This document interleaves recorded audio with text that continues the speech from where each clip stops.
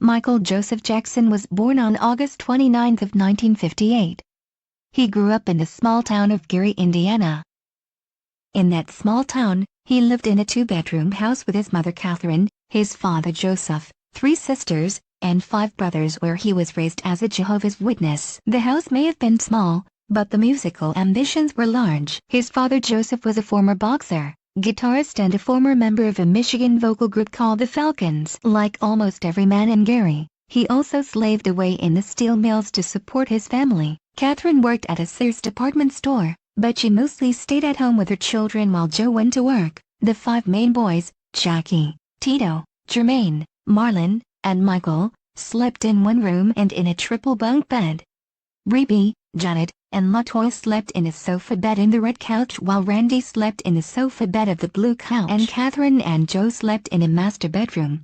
Before heading to the steel mills, Joseph would place his brown electric guitar in the closet. He would also tell his sons not to secretly touch it while he is gone. Despite this, while Joe was out, Michael's eldest brothers, Jackie, Tito, and Jermaine would sneak into the closet and take turns playing his guitar. While the boys tried to sneak it from their mother, she eventually found out, though she was shocked and angry at first about what her 3 sons were doing behind her husband's back. She chose not to tell Joseph, knowing how short-tempered he was and how good they sounded. According to Tito himself, this went on for months.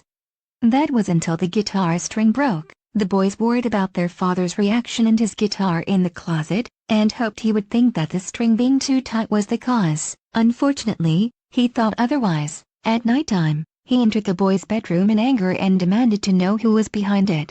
He then found out that it was Tito.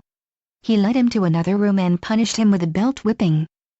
Rather than punishing him even further, he let him play his guitar in front of him, and after hearing it, he was impressed, so impressed that he wanted 3 of the eldest brothers, Jackie, Jermaine, and Tito, to be in a music trio with Jermaine as the lead singer. This has also led to Joe buying a flashy red guitar for Tito. An instrument.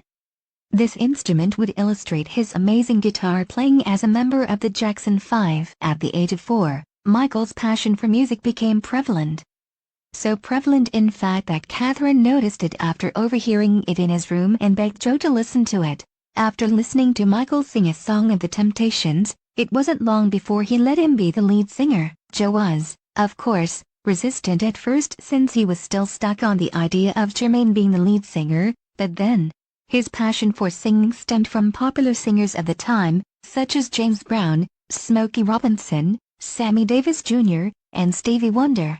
The Jackson brothers began their music career with Steeltown Records in Gary, Indiana, with a minor hit called Big Boy, a coming-of-age song about Michael getting older. In 1968, they would be signed to a record label that would change their lives forever, Motown, where singers like Marvin Gaye and Diana Ross would sing, perform, and get famous. At first, Berry Gordy was hesitant to sign them to Motown because of their youth. After what he had dealt with when managing a young Stevie Wonder, he was impressed by their audition of James Brown's I Got the Feeling, and signed them.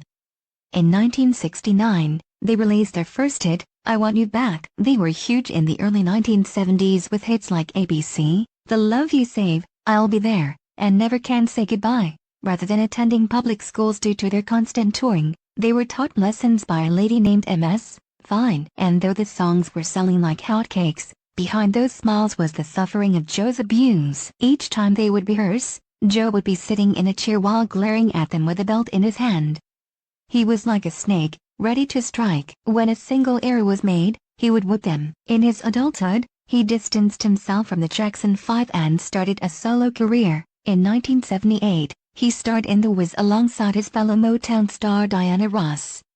While shooting, he met Quincy Jones, who composed the film's music. Quincy Jones helped him to produce songs such as Rock With You, Off the Wall, and Don't Stop Till You Get Enough. In the 1980s, he had numerous hits, including Smooth Criminal, Beat It, Billie Jean, and PYT. He continued on tour with songs like Black or White and You Are Not Alone. In the 1990s to 2000s, he had 2 wives, Lisa Marie Presley, and Debbie Rowe. He also had 3 children.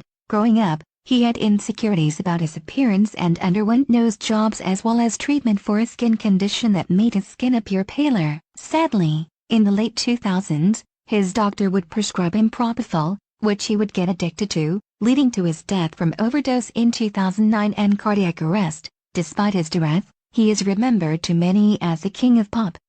I too enjoy his MUSICV that is still popular to this day. I'm sorry this video is so horrible.